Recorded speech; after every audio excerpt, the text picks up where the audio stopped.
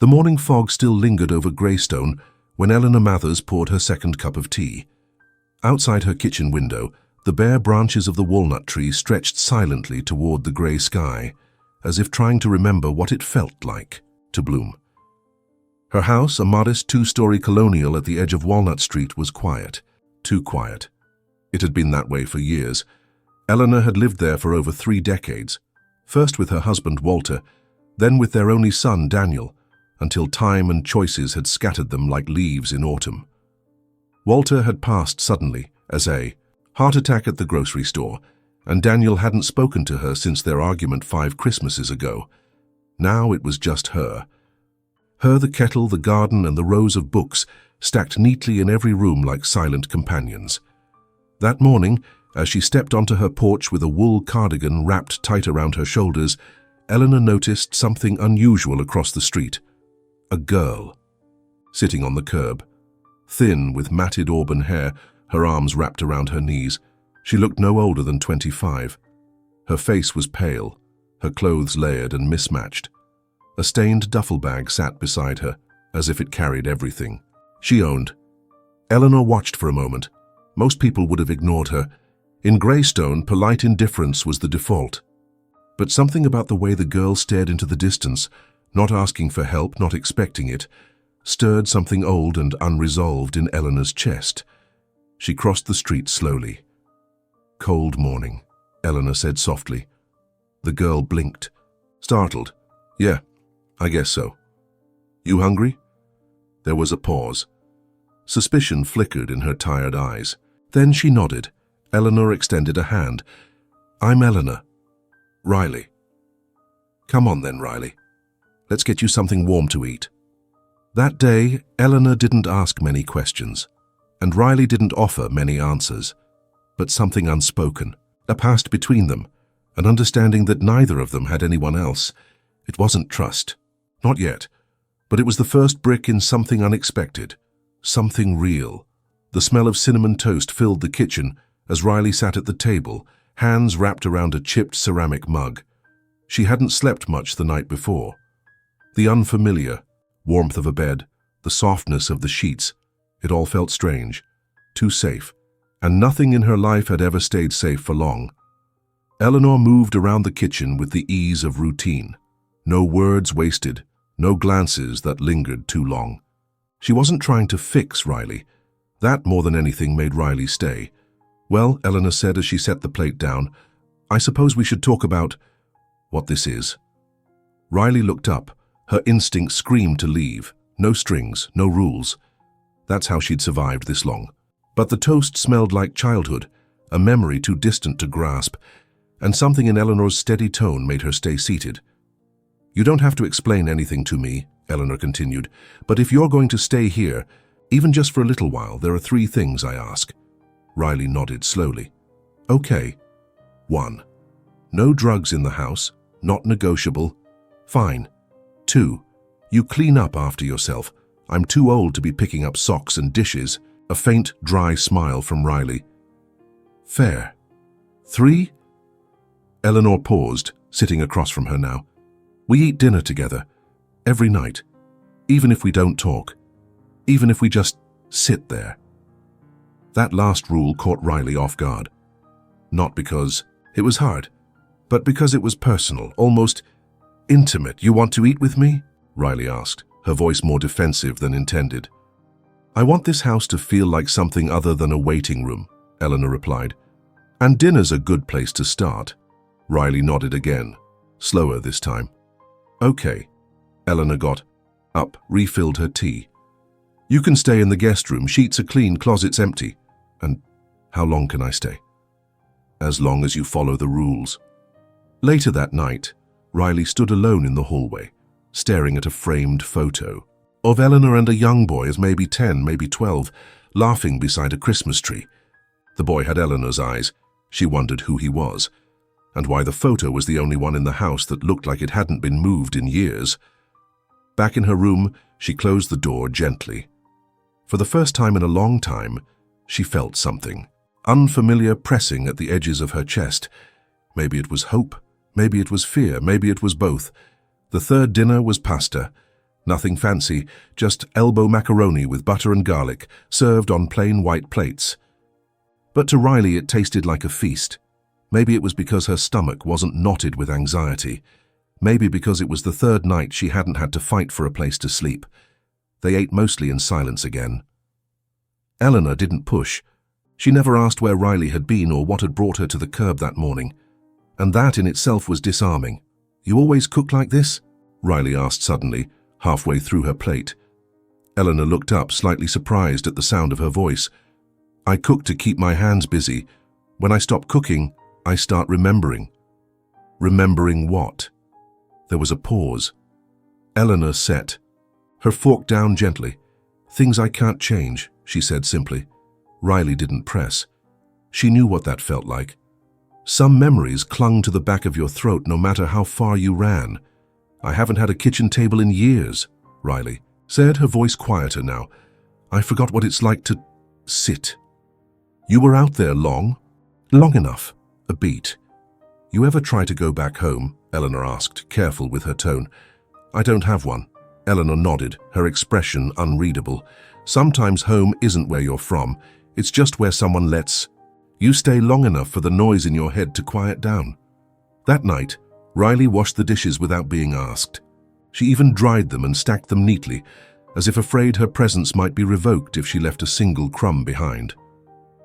Upstairs, Eleanor sat in her bedroom chair, a faded book open on her lap, unread. She could still hear the soft clink of Riley setting the dishes away, the rhythm of someone who hadn't forgotten how to care, only how to believe they were allowed to. In her mind, she thought of Daniel, of the last thing he had said to her. "You always tried to fix broken people, Mom, and sometimes you broke the rest of us doing it, but this didn't feel like fixing. It felt like letting something broken be seen, without expecting it to be whole again." It was Sunday morning when the knock came. Eleanor had just finished trimming dead leaves from her potted geraniums when she heard it. 3 gentle taps on the front door. She already knew who it was before she opened it. Pastor Raymond Dalton, from First Grace Baptist, stood on the porch with a familiar half-smile and a leather-bound Bible tucked under his arm. "Morning, Eleanor," he said warmly. "Haven't seen you in a while." "I still believe in God, Ray," she said, not unkindly. "I just stopped needing a middleman." He chuckled, unoffended. "Fair enough. I just wanted to check in. Some folks from the congregation said they saw a young woman coming and going." Eleanor's smile faded just a bit. "Her name is Riley. She's staying here." Ray nodded, but there was a flicker of concern in his eyes, the kind of concern wrapped in good intentions and quiet judgment. "You always had a generous heart," he said. "But sometimes people carry things with them you can't see." "No," Eleanor replied, her voice firm. "So do I." Inside, Riley stood just out of sight in the hallway, listening, her shoulders tensed at the word congregation, that familiar gut-tightening feeling, the one that told her she was being talked about, settled in again like an old coat. She'd seen it before, the looks, the quiet whispers, the warnings disguised as prayers. She stepped into the room before she could talk herself out of it. "I'm not stealing from her," she said bluntly, "or using, or whatever you think." Ray turned, startled. Eleanor didn't flinch. "This is Riley," she said calmly. "She's part of this household." "Now?" Ray hesitated, then extended his hand. "Nice to meet you, Riley." She didn't take it. After he left, Eleanor found Riley in the kitchen, arms crossed, jaw tight. "You don't have to explain me to anyone," Riley muttered. "I didn't," Eleanor replied, putting the kettle on. "He can think whatever he wants. I care what you do, not what they say." "Why?" Riley's voice cracked a little, caught between anger and something far more fragile. "Why are you doing this for me? You don't even know me." Eleanor turned, looked at her straight. "Because someone should have done it for my son when I couldn't." The words hung in the air like a confession. Riley didn't ask what had happened to him. Eleanor didn't explain, but in that silence, something shifted. Not erased, not fixed, just understood. The rain came without warning. Soft, persistent drizzle that painted the windows grey, and made the whole house feel like it was holding its breath. Eleanor had gone to the market, just for milk and stamps, leaving Riley sozinha pela primeira vez desde a primeira noite. She wandered through the quiet, unsure of whether she was being trusted or tested. The hallway upstairs was filled with old furniture, a sewing table, a rocking chair with faded cushions, and a narrow bookcase stuffed with novels whose spines were cracked from use. At the end of the hall was a door slightly ajar, a room she hadn't entered yet. Eleanor hadn't told her not to, but she hadn't invited her in either. Still, something pulled her toward it. Inside, the room was still, too still. A single bed perfectly made, a desk with no papers, a bookshelf lined with baseball trophies and comic books, and on the dresser, the photo. The one she'd seen in the hallway, only now she could see the inscription carved into the frame. Daniel, 1998, my brightest light. The boy looked maybe 13, full of joy, mischief in his smile. And yet, something about the room felt frozen, preserved, not lived in. Riley ran a finger along the edge of a dusty trophy. Most improved Little League. She imagined him practicing alone in the backyard while Eleanor cheered from the porch. She imagined birthdays, arguments, slammed doors, apologies that maybe never came. She didn't hear Eleanor come in until it was too late. I never changed anything in here, Eleanor said from the doorway. Riley turned fast, guilt in her posture. I wasn't snooping, It's okay, Eleanor said softly. She stepped inside, looking around as if seeing it fresh for the first time in years. I kept waiting for him to come back. Thought maybe if everything was the same, he would. Riley sat on the edge of the bed, unsure whether to stay or go. Where is he now? I don't know, Eleanor replied. He left. I let him down. He didn't forgive me. That's the part the photo doesn't show. Silence filled the room. Not heavy, not angry, just honest. You don't seem like the type to give up on people, Riley said. I wasn't, Eleanor replied, until I had to. That night, Riley didn't sleep. She stared at the ceiling, thinking of all the rooms she'd slept in that never felt like hers, and how, somehow, this house, did. Not because she belonged, but because someone had left the door open. The morning light was soft, casting long shadows across the hallway floor. Riley couldn't stop thinking about Daniel's room, or the way Eleanor had stood in the doorway the night before, speaking of forgiveness like it was a foreign country she once visited and never returned to. When Eleanor left for her usual morning walk, Riley stood in the hallway again, staring at the door to the room she wasn't sure she belonged in. Something drew her back. Not curiosity this time, but something deeper. She stepped inside. It was quiet, the same as yesterday, untouched. As she knelt beside the bed, her hand brushed against the frame. Dust clung to her fingers, but she kept reaching. Underneath the bed, wedged tightly between a floorboard and the box spring, she found it, a yellowed envelope, its edges worn with time. On the front, a name written in careful, trembling handwriting. Daniel. She hesitated. Her fingers gripped the letter tightly. She hadn't meant to pry, but part of her understood what it meant to bury words you never said. She opened it slowly. Inside, a single page, folded in thirds. The handwriting matched the envelope. Dear Daniel, if you're reading this, it means you came back into, or someone found this before I could give it to you. I've rewritten this letter more times than I can count. How do you apologize for a lifetime in a few sentences? I didn't understand your pain when you were younger. I saw you changing, pulling away, and I thought it was rebellion. I didn't see it for what it was. Loneliness, anger, fear. I thought I could fix it by being strong, but I didn't need to fix you. I needed to listen. And I didn't. I was so busy trying to keep this house from falling apart after your father died that I didn't notice you were falling apart too. I don't know if you'll ever forgive me, but I forgive you. For the words you said, for the silence that followed. You were hurting and I wasn't there the way I should have been. Wherever you are, I hope you're safe. I hope you're not cold. I hope you know that even now I still leave the porch light on at night just in case. Love, Mom. Riley stared at the letter long after she finished reading. Her hands trembled slightly. The words weren't meant for her, but somehow they found her anyway. She was still sitting on the floor, letter in hand, when Eleanor returned. Their eyes met and Riley held the letter out gently. "I didn't mean to go through your things," she said quietly. Eleanor stepped inside, her face unreadable. Then she looked at the letter in Riley's hands and didn't take it back. "You can keep it," she said. "Maybe it finally got to someone who needed it." That night, during dinner, Riley set an extra plate on the table without saying a word. Eleanor raised an eyebrow. "Who's that for?" Riley shrugged. "In case someone comes home." The Department of Motor Vehicles was not where Riley expected to spend her Thursday. Fluorescent lights buzzed overhead, and the line barely moved. She shifted in her seat, still unsure why she'd said yes when Eleanor asked her to come along. She hated places like this. Sterile, cold, filled with forms and judgment. Eleanor sat beside her, reading a paperback novel like she'd done this 100 times. Maybe she had. "Remind me again why I'm here?" Riley asked, arms crossed. Tightly. Eleanor closed the book, calmly. "Because you need an ID. You can't keep starting over with nothing. No job's going to hire you without it. No place will rent to you." Riley looked away. "And you just... what? Decide to fix my life in a day?" "I'm not fixing anything," Eleanor said gently. "I'm giving you tools. What you build is up to you."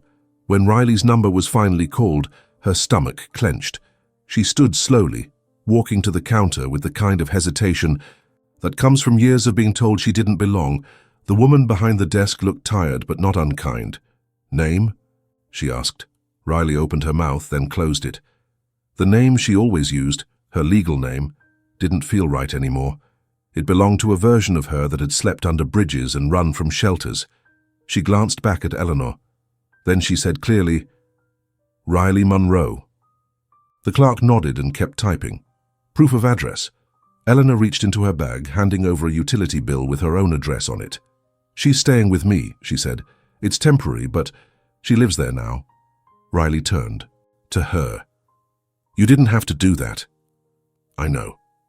Later, back in the car, Riley held the temporary paper ID in her lap like it was something fragile. Her name, her photo, a real address. It didn't seem like much, but to her, it was a door. One that hadn't been open in years. "What made you choose Monroe?" Eleanor asked as they pulled onto the road. Riley stared out the window. "It was my mom's maiden name. I never used it before, but it felt like something I wanted to carry." Eleanor nodded, not prying. She understood the power of names, of reclaiming things. They drove the rest of the way in silence, the kind of silence that felt like space to breathe. That night, Riley pinned the temporary ID to the corkboard in her room. Below it, she placed a sticky note with a single sentence. "This is where it starts." And for the first time in years, she believed it. It happened on a Tuesday. Rain again, the kind that blurred the windows and made the whole house feel tucked in. Riley had just returned from a job interview, her first in years. Nothing fancy, just a position stocking shelves at a small grocery store on Main Street. But she hadn't bombed it. She hadn't run away. That felt like a win. Eleanor was in the kitchen, dicing vegetables. Something about her hands in motion always seemed to calm the house. And then, the knock. 3 firm taps. Not the mailman, not the neighbors. Riley felt it in her chest before she heard Eleanor call out, "Could you get that?" She opened the door and froze.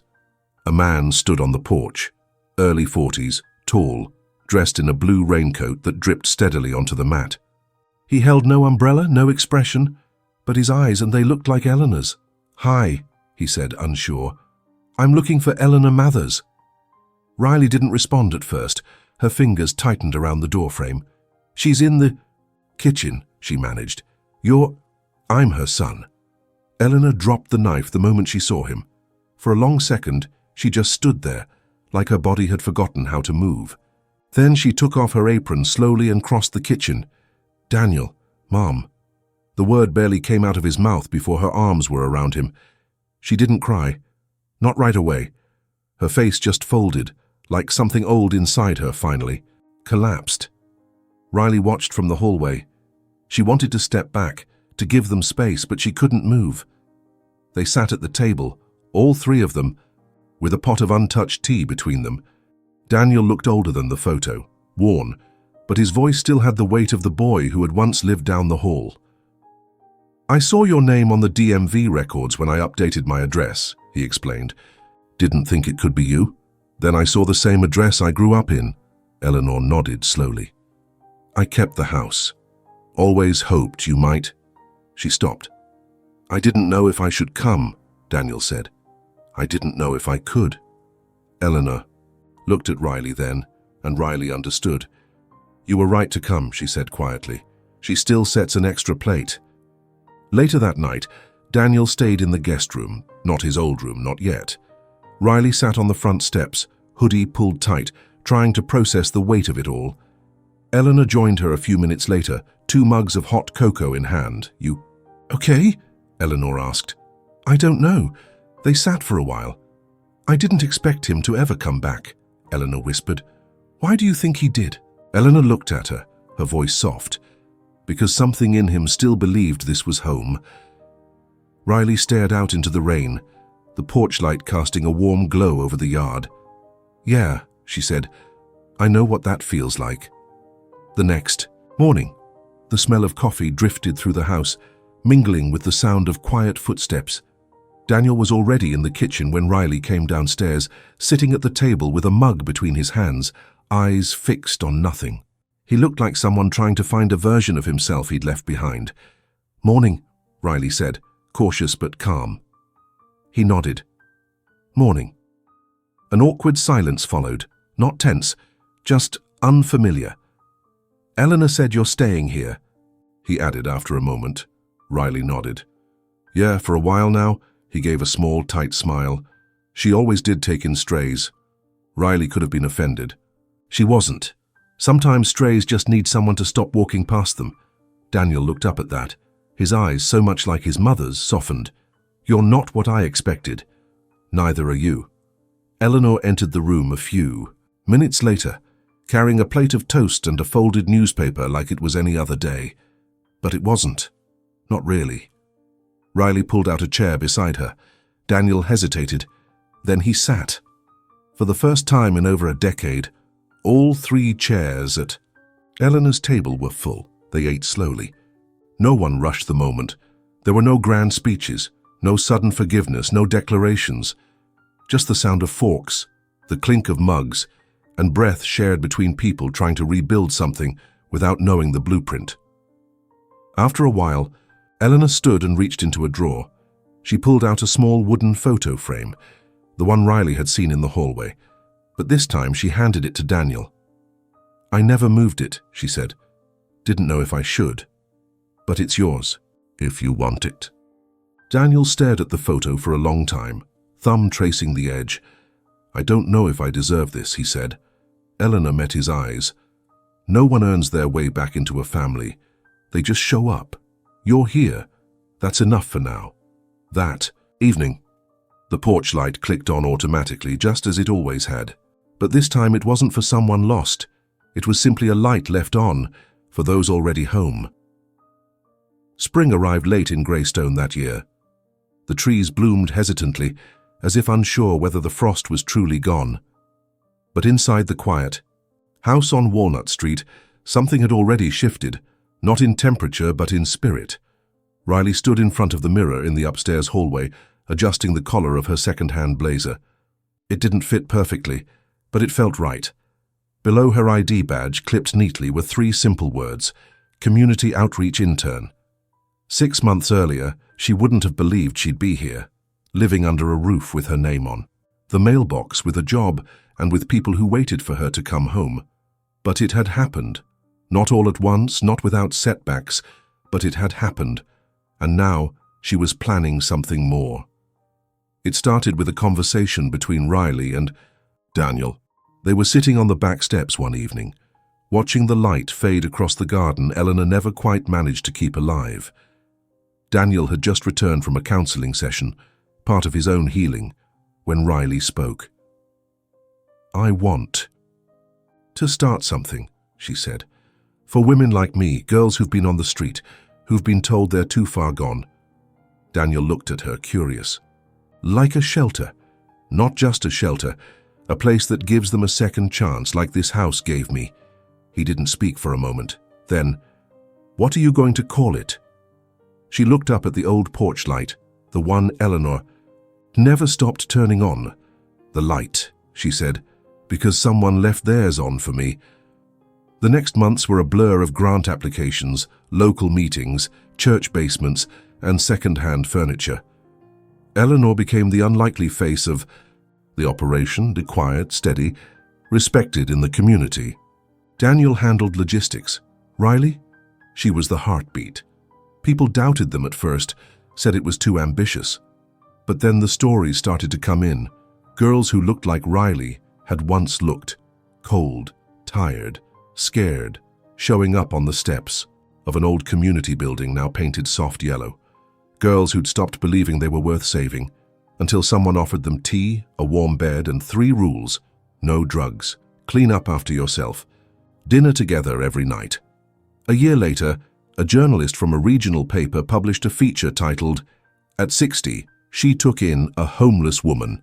What happened next changed a town." The article went viral. Photos of Eleanor, Riley, and Daniel, seated around a dinner table, filled the screen. Donations poured in. But what mattered more were the letters from people across the country who had left their own porch lights on, still hoping someone might return.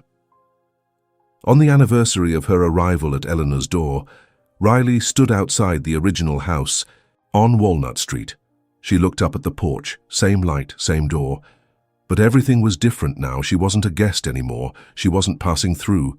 She was home. And now she was holding the door open for someone else.